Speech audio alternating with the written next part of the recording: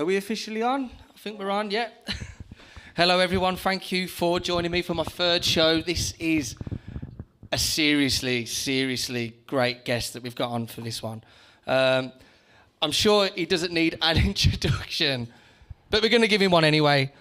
I've got in no other than Jim Shaff-Ryan, DJ and producer, lecturer, co-owner of Miss Muddy Pennies and Chuff Chuff. It's an absolute pleasure to have you down. Thank you, George, for such a... Can you hear me? Yep. Thank you, George, for such a very uplifting introduction. No, not a problem. I'm like stumbling a little bit today. I'm nervous. I think when I first met you back in May, I was blown away from like our brief interview that I had with you. I was like, wow, you touched on so many things from setting up Miss Money Pennies, Love Unlimited, which was at Hockley on Thursday, which was brilliant. We'll touch on that as well. There was parts of when you was out in Ibiza, which is just, again, like, wow, Ibiza. So iconic. And some of the stuff that you've done, it blew me away, really. And, you know, I've got to give some credit to Andy Milford at Hockley. He told me about you, and I just thought, what was he on about here? Who the fuck's this guy that's coming? But, you know, you are the real deal to me. Like, I think you've done so much. You've had such a great impact in the city, and what you've done for music. It's amazing to hear. And I think when we've spoke, you've got some really great stories. Yeah, I'm very humble. No, that's brilliant, man. Thank you for coming down. Just before we really get into it, I'm just got to do a little bit of promo for the next event. So, Some Cellar, Friday the 13th of December. It's the Christmas tradition. It's always bananas. It's always carnage. Tickets they're doing pretty good. It's always last minute with us, and it's just always chaos on the door. Would prefer it if you brought tickets so I can just keep hold on to my hairline. The life of a promoter, right? I've literally just caught a little glimpse of my hairline at the back there, and it was pretty grim. So, also just want to say this is like the final show of the year, so just want to big up B15 Project, Gussie Campbell. He really got that first show flying for me. Like, it was brilliant to have on. He can talk. Oh, he can talk. He can talk. I think he carried me well. Was he interviewing you? Listen, I was all ears. I was doing a lot of giggling. I was giggling like a little girl around him, to be honest. And then last episode we had on was Iman of One Dub, he was brilliant. He was so insightful and offers so much wisdom with not just his journey with music, but just through his religion as well as a Rasta. And okay. You know, I've called him up on many occasions where my head's spinning, right, and he just brings me straight back down. Really chills me out. So it's always good to talk to Iman. So thank you for being my second guest. And then Jim, we've got Jim Shaff-Ryan. God, it doesn't get any better. So I think what we'll do, we must touch on last Thursday's event. Okay. Love Unlimited at Hockley Social Club with Bond Street Singers. Wow. Yeah, they are exceptional, and from my point of view, to be working with such a talented bunch of singers, it's just a dream come true. The project came about as a result of a show I did at Symphony Hall in 2017, which was the Moneypenny's 25th birthday. And a colleague of mine that I work with, I asked, for some reason, conversation came up about backing singers or singers that could support the main acts. And Donna, bless her, said her aunt sang with Black Voices. Now, I wasn't really aware of Black Voices, and she introduced me to a lady called Carol Pemberton, who I think at the time was the artistic director of Black Voices. And it all kind of started from there. I met Carol. Carol was up for it, but she gave the responsibility for the show, or for that particular ensemble, to Charisse, who is now the artistic director of Black Voices, and Charisse is Carol's daughter. And the people that she put together for that particular show were exceptional. And in many ways, I felt that they were better singers than some of the people that were recognised artists. I'm not going to really mention any names or go, but the talent that she put together was just unbelievable. And there was a little bit of me that thought, I'd like to carry on in some way with some project with Charisse. And 5 years later, we were talking about maybe doing something similar to the Gospel House Choir. And I did a little bit of research on the Gospel House Choir and thought, yeah, that's a great project. And we talked, every 6 months or so. And eventually, because of Andy giving me a date at Hockley Social, kind of put me on the spot. So I said to Charisse, are we able to do something? And bless her, she got these guys, and they're all local to, I suppose the majority of them live around the Handsworth area, Perry Bar, and some of them work with Charisse in other projects. But I think there was about 9 or 10 singers, and we practiced again, which was an exceptional historical place for us to practice. Black Voices they look after Grosvenor Road Studios in Handsworth. I think that's their home, the home of Black Voices. Now Grosvenor Road Studios is Birmingham's equivalent to Abbey Road. Wow. Not many people know that. Now, if you look at the history of Grosvenor Road Studios, many of the huge drum beat bands of the 60s recorded there. Thunderbirds was recorded there. Guns of Navarone, the film, their backing track was recorded there. I think I met some guy, one of the guys from Steel Pulse on Friday. He recorded there. I mean, the history is just phenomenal. And I'm just scratching the surface, what I'm saying. So to be practicing with a group of incredible singers in Handsworth, where I was brought up, so I'm a Handsworth boy, and in this studio, which is, in many ways, has got a legacy, probably not quite as big as Abbey Road, but at least there's a parallel there. And yet, disappointingly, very few people in Birmingham are aware of this place. Now, I dare say if there was a Beatles album, a similar Beatles album to Abbey Road, but them crossing the road, if that hadn't happened, would people have known of Abbey Road? Probably not. But in reality, we've got so much legacy in Birmingham, or so much history in lots and lots of areas that it kind of gets overlooked. So the point I'm making really is to be involved with such an incredible bunch of singers. We're 4 gigs in now. We're getting better and better and better with each gig. And who knows where we're going to go. And hopefully the first album will be the Bond Street Singers walking across the road, going into Grosvenor Road Studios. That would be amazing. That would be so good. But what you just said then about the studio, like, I'm a Brum enthusiast, and, I'm learning just every day. I think that's part of my interest is I don't know. Yeah. But I know a lot of people that don't really don't know. Yeah. And it's a shame because you do feel that, like, a lot of our sort of Birmingham history and music, I feel like music got really brushed aside. Oh, absolutely. I think this city could have been a real music city when I look at, like, what's come out of it. Well, and it just hasn't really been celebrated like it would in Liverpool. Like, we could have had, let's say Black Sabbath, your UB40s.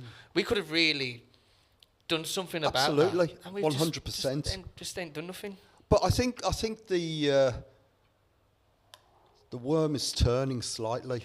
Yeah. I think Birmingham all of a sudden, and bless Stephen Knight for the tenacity that he has put into the city with Peaky Blinders. Now, I mean, I've watched a few, and it's not really my thing, but I was in Bali a couple of years ago, and the guy was driving the taxi, taking me and the missus to the hotel. I said, "Where are you from?" "Birmingham." And normally the answer to that question in the past is, oh, is that close to London? Yeah. And all of a sudden he said, "Peaky Blinders." It's true though, isn't it? No, and that is, that's the starting point as far as I'm concerned. And I think, we are a little bit behind the likes of Manchester and Liverpool and obviously London.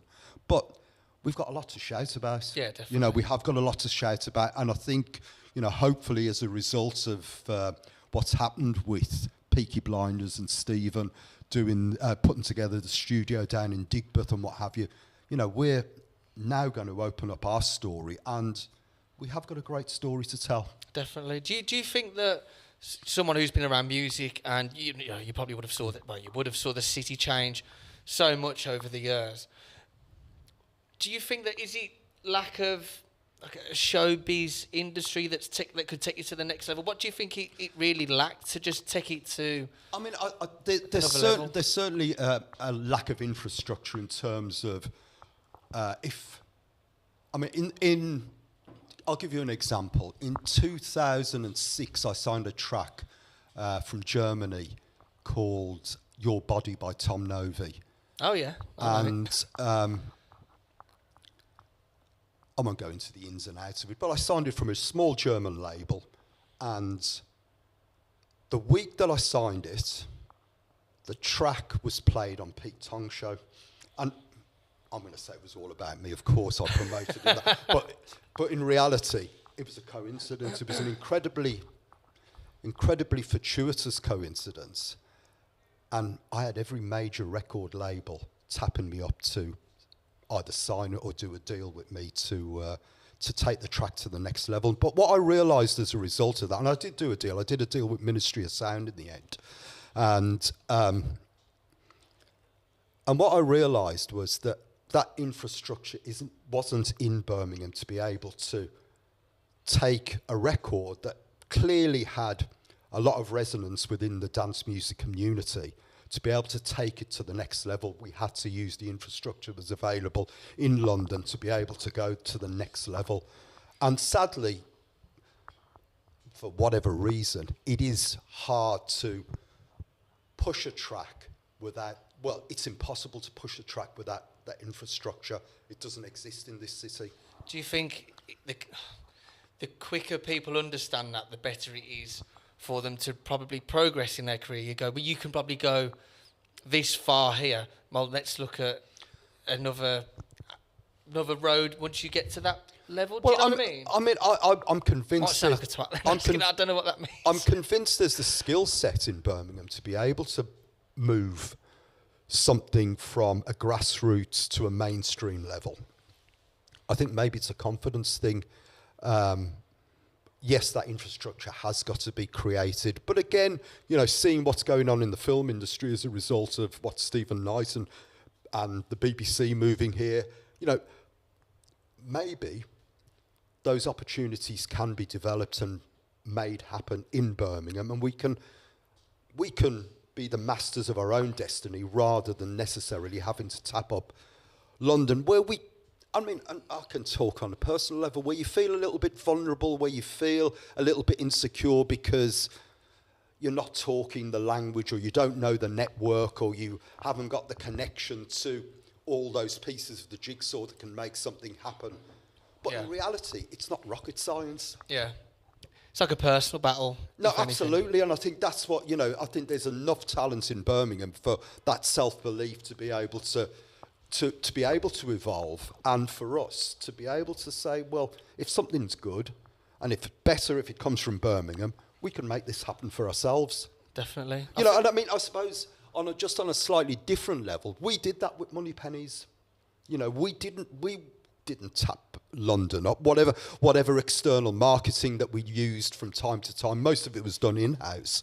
But from time to time, we'd need a PR person to to push things a little bit further. But again, we tapped people up that were Birmingham based, so it can be done, you know. And I think from a Birmingham perspective, to see what Moneypennies did in that era of dance music, which was essentially a backstreet club in Hockley, to essentially release 21 compilation albums, of which some of them are worldwide recognition, and tour the world and do Ibiza and all the other bits and pieces that were attached to it, shows, or should be able to give people the confidence that things can evolve from the city. Mate, I think what you've said, that is powerful. It gives people real encouragement, motivation to just like have a go. Give it a go, like, you know. Yeah, and I mean, it's not easy to have a go. We were lucky because it was me and my two brothers, so there was a kind of a tight relationship basis. We had another guy, Lee Garrick, who was the young man about town, who had a lot of confidence and had a little following in his own right. And I think because we were a unit, and we believed in each other, and we believed in the skill sets that we had, and we all had separate skill sets. My one brother was quite entrepreneurial. The other guy was a great marketeer. I was very interested in music and probably the more stylised part of the project. And Lee was the young promoter who all the rave organisations were using him and his little posse of friends to promote the raves that were going on at the time. So we had the perfect combination of people and for what we were doing. And, you know, it wasn't necessarily anything that was particularly planned, but it kind of, we allowed ourselves to be self-sufficient rather than thinking, we've got to, I mean, obviously there was elements that you had to use Mixmag to market your project to go to a wider audience. But other than that, but there was local magazines that we could tap up as well. So there was a great little infrastructure to allow things to kind of move in a positive direction. I love that. It's kind of touched upon probably a handful of questions that I've got here. Like, I was really interested in what your key role would have been, and like your brother, etc. But what I'm interested in is how serious she was about it. Do you know what I mean? Like, did it start off as like a fun thing, and we'll see how we get on? Or I mean, this is we could really do something here. Well, the starting point for us was me and my brother Michael owned a clothes shop together, the Depot, and I mean a lot of things happened at the right place at the right time, and there was coincidence, and we rolled with certain situations that allowed things to happen. But the shop was essentially the starting point for everything, and we opened the shop essentially to sell clothes, and I suppose that was my interest. Clothes, we in inverted commas design clothes. We used to go to all the clothing shows in London, in Paris, and we got a good network of people. But what we found was that people gravitated towards us. You know, maybe it was the sort of Birmingham sort of self-evasive way that we go about things. But, you know, we go, and to be fair to Mick, my brother, you know, he was fearless.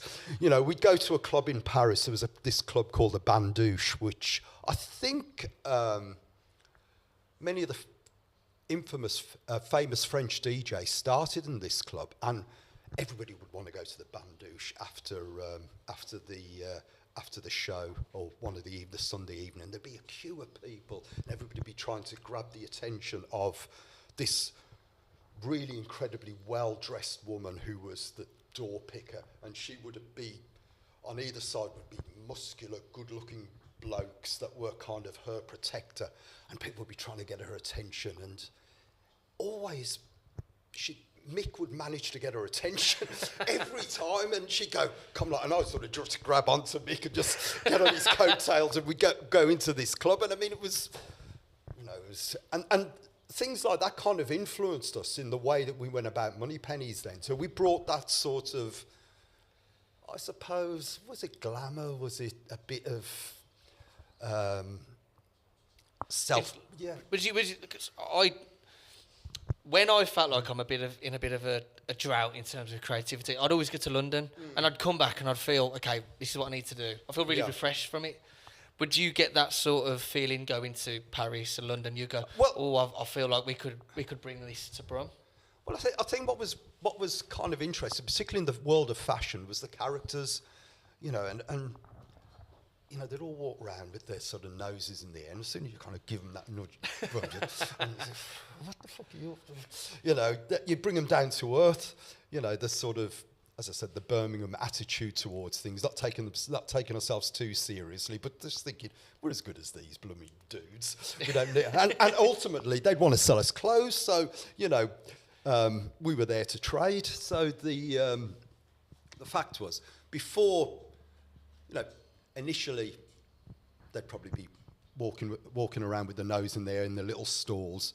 But before the end of the day, it became, where are you going later, lads?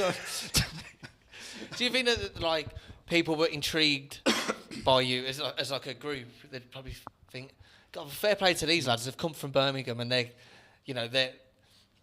making themselves known. Let's tell you what, let's get them in. Do you know what I mean? Or do you think? Yeah, I think it was 6 and 1 and half a dozen the other, really, because we wanted to know them and they kind of wanted to know us as well. Yeah. So it was kind of a bit of a community type thing that would end up, and everybody wanted to go out, and everybody would want to end up getting off their heads and having a great night out. So and I think we were kind of more the Pied Pipers of that sort of thing, because we were, I suppose, are essentially. One of the reasons why the club thing came about was because it was an extension to our social life. And, we were, I suppose, in our late 20s at the time. And, we'd be going to London to go to the WAG Club. And as I said, we were going to clubs in Paris. We were going to Ibiza regularly. My brother used to go to Madrid quite a lot. So he'd come back with stories of going to Pasha in Madrid and what have you. So we kind of had a bit of an international feeling about things. So London, yes, it was important, but it wasn't the be-all and end-all, because we had been to other places other than just London and seen a bit of the European way of doing things. And, the late 80s, one has got to remember that everywhere in the UK, clubs finished at 2:30. So you'd go to Europe and you'd be out all night, which was a real bonus. In terms of running the shop, I can't imagine the opening times being as punctual as they probably would have been, or they say they are. Surely, like if you're out partying and you've got this amazing social life, running the shop as well must have been quite difficult. No, I wouldn't say so, because there was 2 of us, and Lee obviously joined us in the shop as well. So there was 3 of us. Must have been some sick days. That's what I'm trying to. Well, I suppose there was the occasional one, but because there was a lot of fun involved in that, and people would come. What I was going on to say, the shop became the networking situation for all the raves. So, an extension to another stream of income essentially was selling tickets for the raves and selling the merchandise. Well, what the merchandise was the tapes and the videos that the promoters would put together. And we became Birmingham, the Midlands, I would say.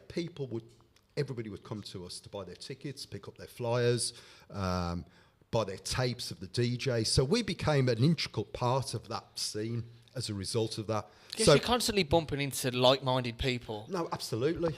Perfect. Yeah. Perfect. And it was a learning curve, and I suppose essentially we were wanting to extend our business scenario, and we were in the perfect position to be able to do that because of that shop in Piccadilly Arcade back in the late 80s up to 2002. When was it you thought that, wow, we've got it sussed here? Was that instantly, or was you thinking like... I don't think you've ever thought, though, you had it sussed. You were always living on the seat of your pants. You never thought, that's it, I've kind of done it now, I can put my feet up. If I from the outside looking in and I knew you had the shop and there's, people are coming in buying tickets, I would have gone, fuck these lot, they've got it, you've got it sussed. I would have had to have told you. Well, I think, I think maybe on the outside we looked as if we were, and, when you're doing all right for yourself, you have a certain a certain sense of confidence about yourself as well. You know, you kind of hold yourself in a different way, and you know, you look upon life in a totally different way. So maybe that kind of came about. When was it you first sort of decided that we're going to start with Chuff Chuff and we're going to actually create an event and we're going to really do this? Well, I mean, I don't think there was ever a time where you thought, this is another extension to our business model. It was more, I mean, I met a couple of guys. Well, when I say a couple of guys, there was about 4 or 5 of them. We went, me and the other brother, Dermot, who ended up being our marketing guy. We went to Eos in holiday, one of the Greek islands, back in, I think it was about 1986, 87. And we met these Cockney lads. And I mean, these fellas were, you know, they were all, I don't know, what West Ham fans, you know. So, you know, they kind of knew how to look after themselves. And our sort of starting point was an argument about music, which nearly ended up in a bit of a messy situation. But these guys became really good mates of ours. Now, they were proper soul boys, you know. They were, you know, there was 2 or 3 of them that were DJs amongst their fraternity. And we ended up starting to go to their gigs in London. There were boat trips on the River Thames, and they had people like Jeff Young playing. Jeff Young was the guy that used to do the Radio 1 show pre-Pete Tong. So, and I mean, Birmingham didn't really, I mean, there was some cool things happening in Birmingham in the 80s. I mean, predominantly as a result of DJ Dick. But there wasn't really a clear music situation that kind of surrounded the scene. Okay. Whereas these guys were, you know, they were all quite cool guys, even though they had a bit of an edge about them. And but they had a passion for soul music. Soul, I mean, it was soul. They were totally passionate about it. So we went to a couple of their boat trips and thought, this is really good. And as a consequence to that, we decided to do our own boat trip along the River Severn, which was, we hadn't branded it as Chuff Chuff. It was just a boat trip. And 150 people, I think, came along. But we put Neil Atkins and Taffy, who were 2 of their DJs, to DJ. Now, consequently, just at this time, Acid House was kind of bubbling on the... So amongst the soulful tracks that they played, they kind of did a bit of a mix of Acid House, and that was... I don't know whether it was the first time Acid House. There's probably lots of arguments amongst the Brummie DJ fraternity who were the first people to bring Acid House to Birmingham. But it was certainly there or thereabouts. And that kind of coincided with us then selling tickets for the raves, and everything kind of banged in together. And before we knew it, I thought, well, I can DJ as well. I had a bit of a collection of records, so I started playing music. And when we started doing our own events alongside Neil and Taffy, I would DJ as well. And as time was moving on, house music was becoming more and more prevalent. And that was kind of the style of music that I was kind of moving towards. And again, what was an extension to our social life became the starting point for Chuff Chuff. Did you really feel that once you got into the DJing, was you like, wow, this is something that really fits for you, or did you have to really graft it out? Well, I mean, again, I think it was kind of pre-DJ culture, really. So it was having a passion for music, but not really seen as a career path. You know, it wasn't kind of, yeah, well, in 10 years' time, I'm going to be playing here, there, and everywhere, because that didn't really exist. It was, you know, a case of, well, I think I've got a liking for quite cool music, so I'll play that, and hopefully people will respond accordingly. Yeah. And it does seem quite random, but to be honest with you, it was quite random because there wasn't that came about a little bit later, and I suppose that came about as a response to the rave scene in many respects. Did you DJ for many other brands, or would you sort of stay within your own brand? I played for a couple of bars around town, the West End bar occasionally. I and what have you. But it was more when and where and what have you. Maybe do the tapes for the shop, and stuff like that. So that was kind of my apprenticeship, if you like. So with your chuff chuff parties, I believe you was doing that. Was that every Saturday? No. Chuff Chuff were just one-offs, and they evolved. Okay. They evolved from the boat trips. So those very early boat trips with Neil and Taffy and myself playing music, which, like I said, I think one of them is called the Rave on the Wave. So, I like that. Yeah. That's good. So that kind of, I mean, the Chuff Chuff thing was a pure accident in terms of the name. Was a guy called Rob Johnson, who's quite a well-known DJ amongst the, I suppose, the Balearic scene in Birmingham. He still plays, and he did the first flyer for us, which was essentially just a little childish drawing of a boat. And out of the boat, out of the chimney of the boat, he just wrote Chuff Chuff. Genius. Yeah, absolutely. So that's a brilliant name. Yeah, let's go with that. We'll call them the Chuff Chuff parties. Did you find that it was a good sort of freedom of expression to almost have a different personality as a brand? Do you know what I mean? I mean, I don't really think the real understanding of what branding was kind of hit us at that time. It was just a good name. Yeah. You know, it was just that's a really good name. Let's go with that. And again, you know, particularly the early times, there wasn't really a plan to think, well, there's an end game with this, or there's a goal to go to the next level. That kind of happened maybe 4 years later. So, Miss Money Pennies. That was a weekly. That was the weekly event, and that started in '93. So I would say Chuff Chuff, in its infancy, probably started in about 86, 87. Was named probably about 89, and these were just one-off boat trips, and then the boat trips started becoming a lot more popular, and we started doing after parties, and I think the first one was in a club called Venus in Nottingham, and Venus was like the pinnacle of the club scene at that time, particularly in the Midlands area. It was a brilliant club, and they were booking some recognised DJs like Weatherall, Sasha, the Boys Own lads, Brandon, Pete Tong would play.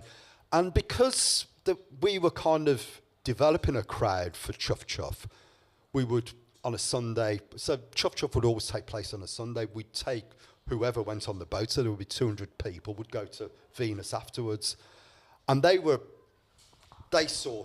obviously saw some benefit, but there was a meeting of minds there as well in terms of what we were about and what they were about. And as a result of that, we started doing more regular Chuff Chuff parties at Venus. So once every sort of maybe 2 or 3 months, we'd do a party and bring a load of Brummies up to Nottingham and have a great time. Brilliant.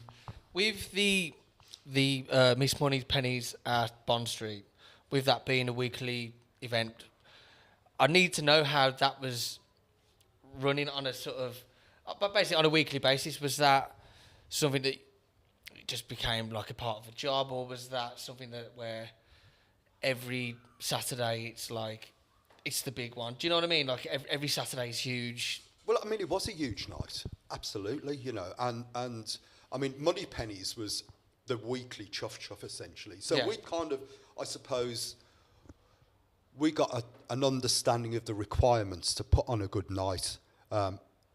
Going back to the Chuff Chuff situation, obviously Venus was a great club. We'd had our experiences in clubs in Europe and other parts of the world.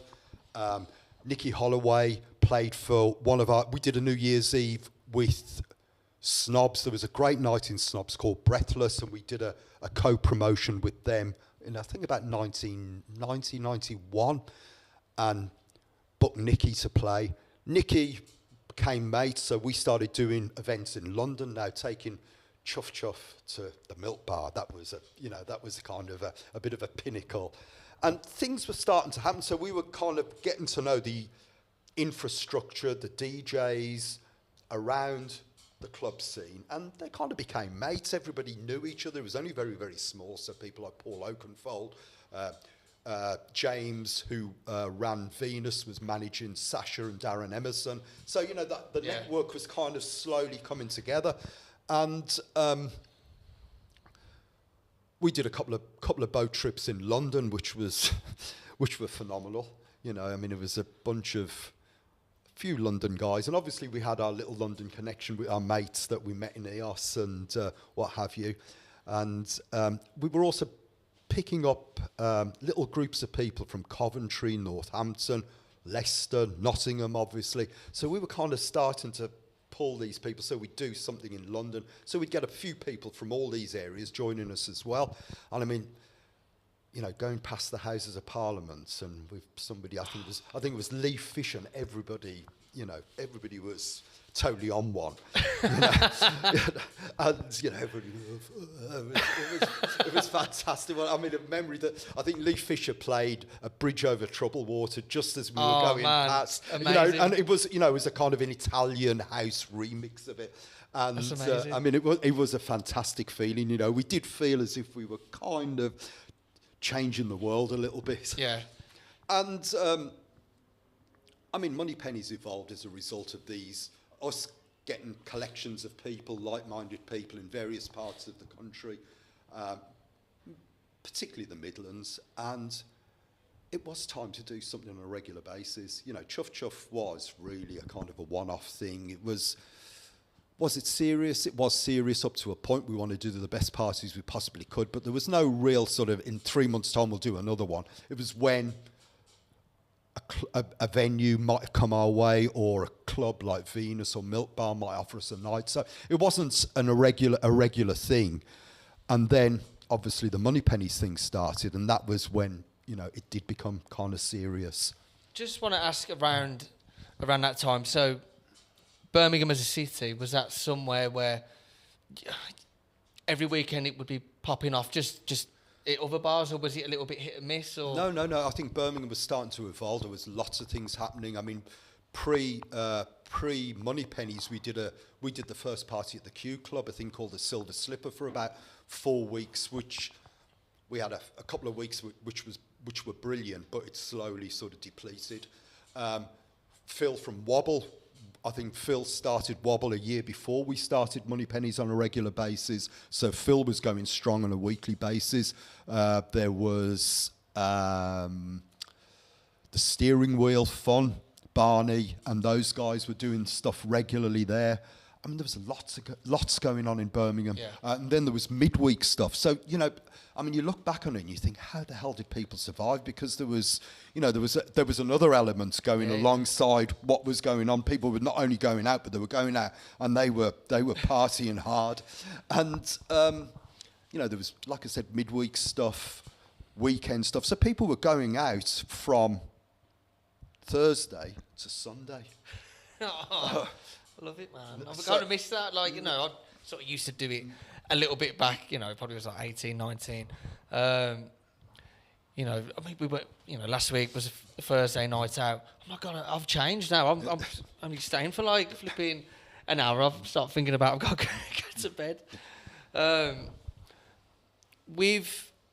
You know, you've touched on Phil, you've touched on some of the other clubs. Was that something where no one really felt like you were stepping on each other's toes or anything? I don't think so. You know, I mean, Phil played for us. You know, we all the Bromley lads, Dick, Lee, Fisher, they all played for Moneypennies. Yeah. Lee had his record shop, Better Way. I forgot to mention those guys, which was Lee and Baxter and all those guys. That was another great night that was going on in Birmingham. So there was, I mean, I'm probably just really scratching the surface. I mean, this was only really the house thing. There was underground, which was more, I suppose, hardcore. There was Atomic Jam going on those days, but it would have been there or thereabouts. So there was techno. So there was a big plethora of music styles that were taking place in Birmingham, and all the big name DJs were coming to Brom.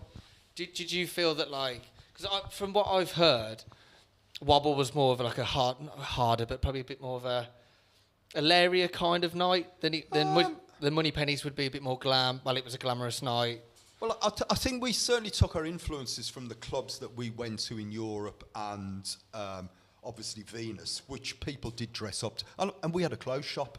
So Yeah. there was part of the strategy was to sell clothes as well. So that was. Would you be advising people on clothes? Well, they would come in and they would say, guys would come in and say, "Would that shirt? Will this shirt get me into Money Pennies tonight?" Yeah, you buy this shirt, you'll be in. Don't worry about it. Jim said I'd get in. Yeah. So there was an element to that. I mean, and I think also that the clothing thing did distinguish us from the mainstream, and I'm sure all the other clubs had an element of that going on as well. And in reality, there wasn't an awful lot of music being produced, so we would all book a similar lineups, and there would be a competitive edge, absolutely. So there'd be sort of pointers towards maybe Money Pennies was more handbag. I think that was an accusation that was obviously thrown.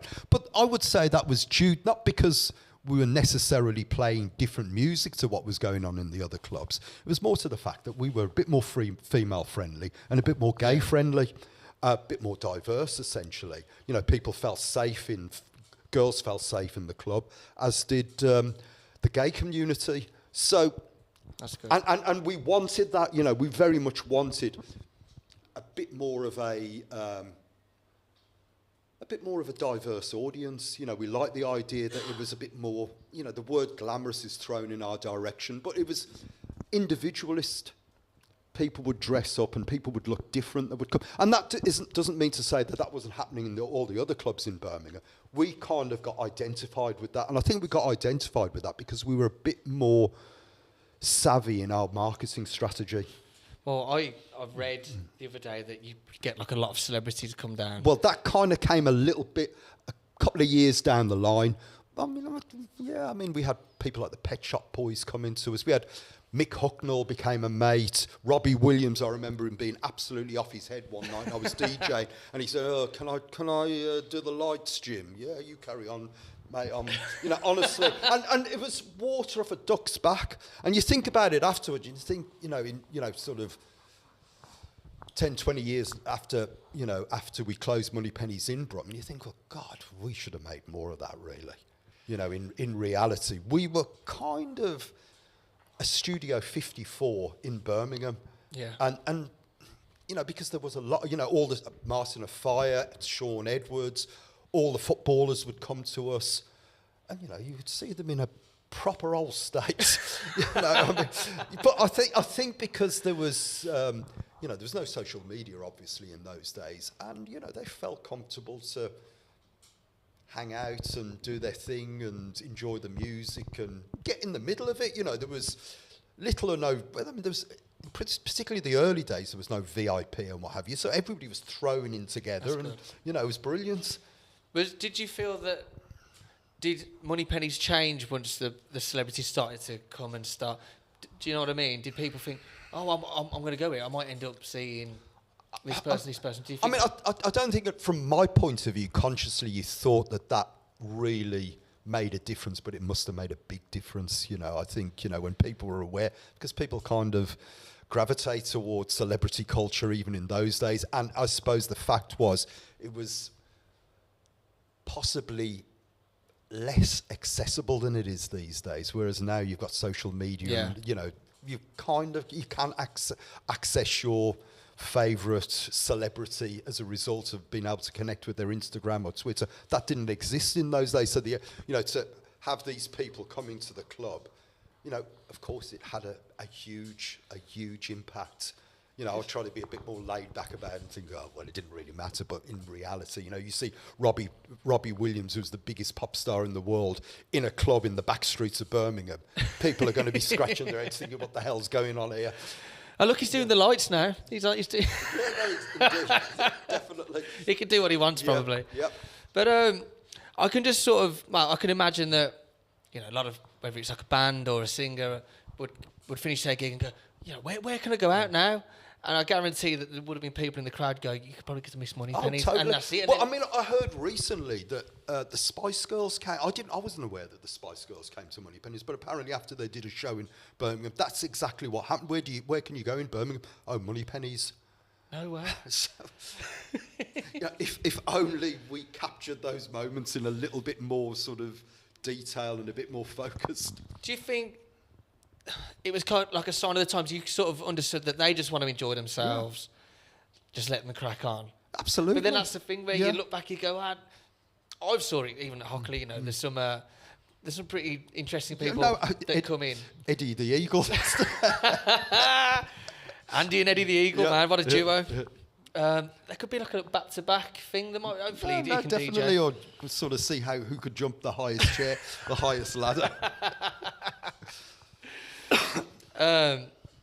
How much of like inspiration did you get when you was actually out in Ibiza? Was you there for long term, or would you just sort of come in and out? I mean, essentially, I would stay in Ibiza for 3 or 4 days. I mean, Lee was really the one who lived the Ibiza dream. It's a bit too dangerous. That's what I really wanted to know more about that, because I've only been to Ibiza the once, and even I was just like, it's too much for me, this. No, I mean, I'd go. So we do Money Pennies at El Divino on a Tuesday night. So I would come on a Monday, have a night out, go to Manumission religiously, Manumission Hotel, which was a mad place, and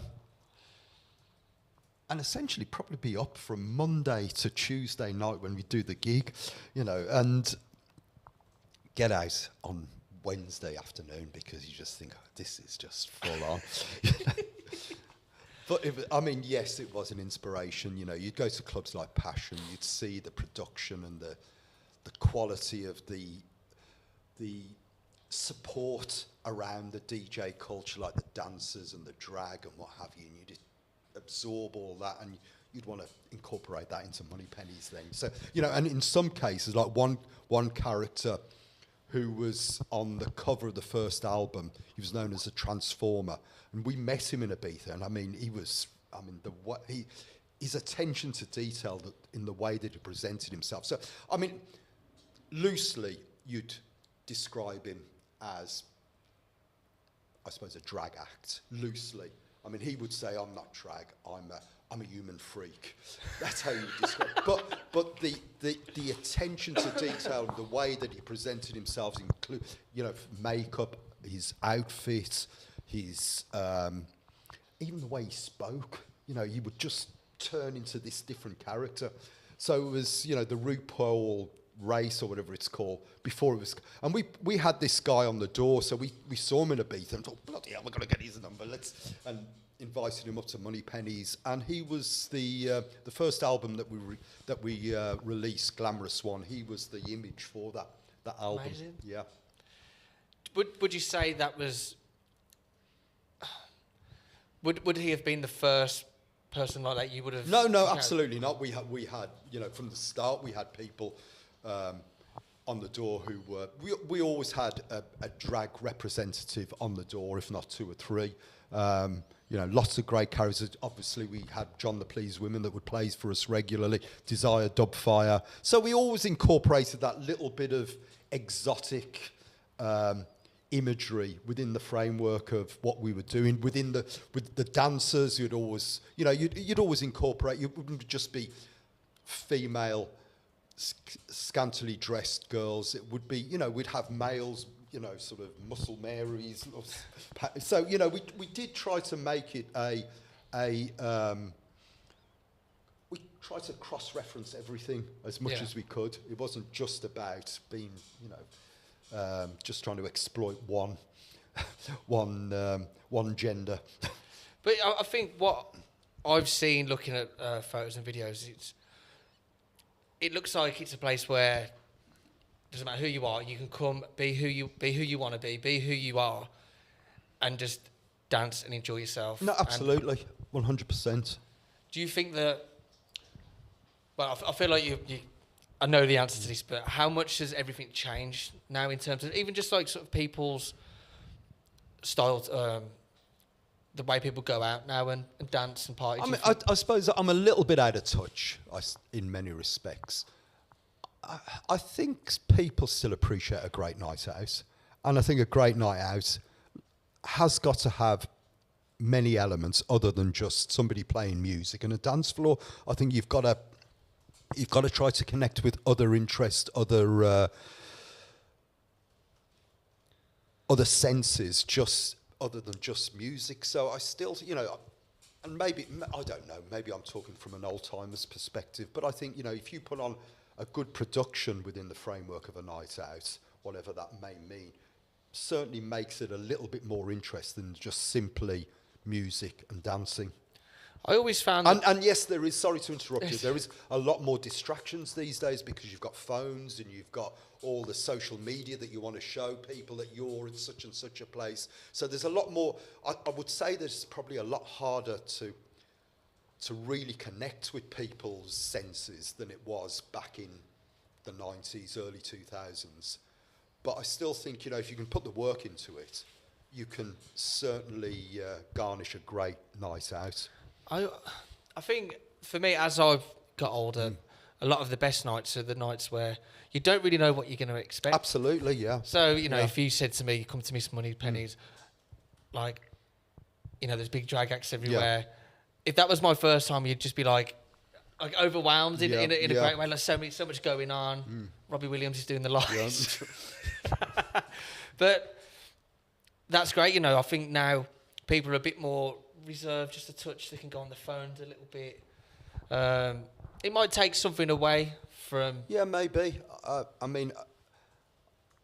It is possibly harder to really connect with people on the level that they were able to let themselves go in the 90s and early 2000s. I think, maybe social media has got a lot to answer for in terms of the way that people enjoy themselves. I mean, so much so that, clubs... venues like Pikes in Ibiza now, you can't use your phone, you can't have your phone. So that would suggest to me that there is a distraction element as a result of people bringing their phones into a venue.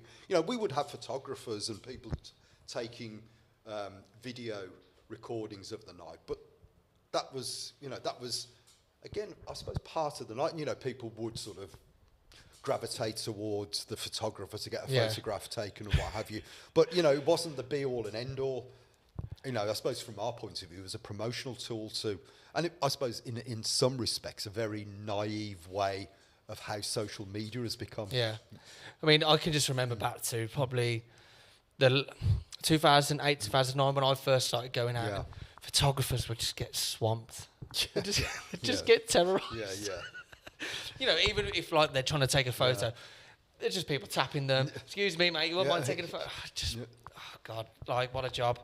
But fair play, like it was key because you're going to get people who, see the crowd. And I tell you, a funny thing as well is, you think you've got a good photo, and then you see the photo. Oh my God, it's not the one, is it?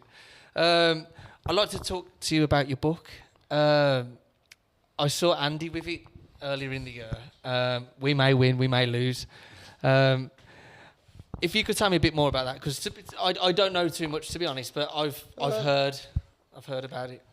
I've saw it. Well, I mean, I've had an avid interest in poetry from a very early age. Even from primary school, when I was at school, they used to make us learn poems off by heart, and that kind of continued into secondary school. So I've always had an interest in poetry, and then I did an English degree. While we owned the shop, I did a part-time English degree, which took me 5 years at what was the latter part of Birmingham Poly, which evolved into University of Central England, so 2 times a week for 5 years.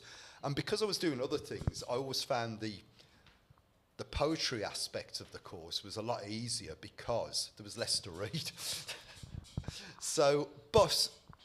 And I've always jotted down little lines of this, that, and the other, or if I hear somebody saying something that's an interesting phrase, I'll sample it, essentially. I mean, it's a similar sort of thing. And then I will and just put together sort of ideas that may kind of have some sort of consistency in a piece of poetry. So, yeah, and I still do it. And I got to know this guy who's a publisher, and he said, "Well, put them together, and we'll publish your poems." And I kind of again just didn't really take it that seriously. And a couple of years after meeting him, I just put together, I think, what are probably the best part of 30 poems as the first release. I'll have to ask you. So this has been something that's poetry has interested me recently. So the guy downstairs, actually, who I was chatting to, he's a poet. Oh, right, okay. So I saw him at Hadley at the Run Your Mouth poetry event, and I loved it. I really got into it. It was, for me, one, it was very uplifting. Yeah. Two, it's quite deep. Yeah. But the crowd were very supportive, and it was Okay. very open. Yeah. And I thought, you know what? There's people touching on some really difficult subjects here, but it doesn't. It matters, but it doesn't matter Yeah. because everyone's sort of got each other, and everyone's prepared to listen and respect No, it. I went to one relatively recently, and there was this young lad called Zaki, who I think maybe... I know him. I mean, he was just unbelievable. Yeah. Unbelievable. And, you know... He does a pause about 3/4 through his poem. Yeah. Is that the one? I I feel really bad for saying it's tall guy. Very tall Yeah. lad, yeah. I mean, he recited on this particular podcast that I was invited to, which was essentially to talk about the poetry more than anything else. He was the guest alongside me, and I didn't know the lad before. And I mean, he was just on a different level. He was brilliant. He was fantastic. I was a facilitator for Punch Records on a course not too long ago. Yeah. And he was in one of the camps. Okay. My one was about like events and Yeah. setting up events. His was in like a vocal spoken word, Yeah. and he opened the night that we'd put on, and it blew everyone to pieces. It was amazing. He's a real talent. With spoken word and poetry, I actually started to write something myself. Okay. I've only ever told one person it, and as soon as I started going into it, I sort of felt like I was losing it. Right. Do you know what I mean? But I felt like the topic, it's a good topic for me. Yeah. There's a guy who, homeless dude, a homeless man, Yeah. who I see at the traffic lights every day, and I say hello, Yeah. and I've just based it on him. Okay, fantastic. And you know, in Newtown, you've got the Barton Yeah, yeah. Arms, and Yeah, you've got the swimming baths opposite. Yeah. I was trying to touch on that. These buildings are all changing now. Yeah. But he's still there. Okay, so there's the juxtaposition between the Yeah. world changing and the consistency Yeah. of his unfortunate life. But he's. I'm not going to say he's happy doing what he's doing, but Yeah. he's just doing what he needs to do that day. No, just to get by. totally, absolutely. And again, you know, it's not. It's. I wasn't meaning to be judgmental, but you know, it is a. I suppose that's what poetry does. It allows you to make a statement about and trying to put things together that you wouldn't necessarily do in a normal conversation. Like you were saying, the swim bats, the Barton Arms, and this dude on the street trying to make a living. Now, you know, that's a kind of an interesting collaboration of different images that allow a commentary. And I think, you know, poetry is the source that allows you to do that. It sort of made me look at things a bit differently. You go, well, for me, you know, I was going there and I was seeing this guy, and there's different sky lines behind him. There's, you know, sometimes I see him at night, sometimes I see him in the morning, and somebody was saying to me, like, there's just something about this situation that I don't know if you're aware, I'm not really good at talking. No. It's, But yeah, when I get going with it, it's quite a no, nice... it's great. I think, you know, you do need that driver. I mean, it's lots of different subject matters, from things like my Catholic upbringing has been very much part of some of the poems I've written. Things like war and the unfairness of, you know, this one poem called Cry Baby, where it's talking about young kids who are dehumanised as a result of what they see through bombs exploding around them. And, you know, we live a fairly safe life, but you just think of some poor kids in the Middle East and what they're going through, and you just think, gosh. First World War, I'm a great fan of Wilfred Owen and the unfairness of that. I wrote a poem for my father when he passed away as a eulogy called Elegy on a Father's Day, which was the day that my father passed, and it kind of goes through his life. Was that something that was difficult to write, or do you feel that once you put pen to paper, it almost writes itself? It did kind of write itself, because it touched upon a lot of little stories that he told me, and it kind of gave a timeline to his life from when he left school to become a butcher, to leaving Ireland, to meeting my mother on the boat, to becoming working on the buses, and little things that happened in the household and what have you. And I just kind of timelined it to his, and gave some sort of structure in my own mind of how his life was. And obviously it was an incredibly sad thing to do, but it was kind of rewarding to be able to kind of think about his life and touch upon it in a written format. And then there's things like, things like, if I can find it, I might even read it. 12-inch single. So, I mean, trivial stuff that's kind of close to me as a result of DJ. 12-inch solid circle with tiny grooves within. Affix a diamond stylus, the music will begin. Transformed through amplifier and speakers to enrage. With people on the dance floor, inhibitions disengage. The music taking over, emotions overwhelmed. Body sways from side to side, circumvention now begins. Non-affiliation to our troubles all around. Bodies in rhythmic harmony from the hypnotic sound. Music is what matters in our collective rhythmic overture, ecstatic state of pleasure deep within its physical core. All created from an object that's fairly nondescript. When played into another, the party groove will lift. That's beautiful. Go on, Jim. Yeah. That's amazing. Yeah. Amazing. So yeah, I mean, I think it's a great form, and it's it's lovely to be able to. Well, it's lovely to have something like this out in the public domain. So who knows what will become of it? So how can people get this? This is available on Amazon. Okay. Yeah. Brilliant. I think we're going to have to bring it to an end, but Jim, honest, thank you so much. Not at all. Thank you, George. Thank you for having me. I feel like I've done a little bit of mumbling and bumbling along. Another thing I need to mention, I know that obviously Stephen Knight and BBC are coming to Birmingham now. I am available for any work, any extras work. If there's a small role, if you need me to be a baker, anything, I'll do whatever. And I'll join you, but I'm working on my equity card. I mean, you've got a poem about World War One. I think Stephen Knight could probably sort something out. It could be a nice Peaky Blinders thing. Yeah, I think that would be really good. Actually, that would be fucking. Well, that's the. We've got the book. We'll send that to Stephen Knight. Yep. And then I'll just tag along. Brilliant. Thank you, everyone, for tuning in. Thank you.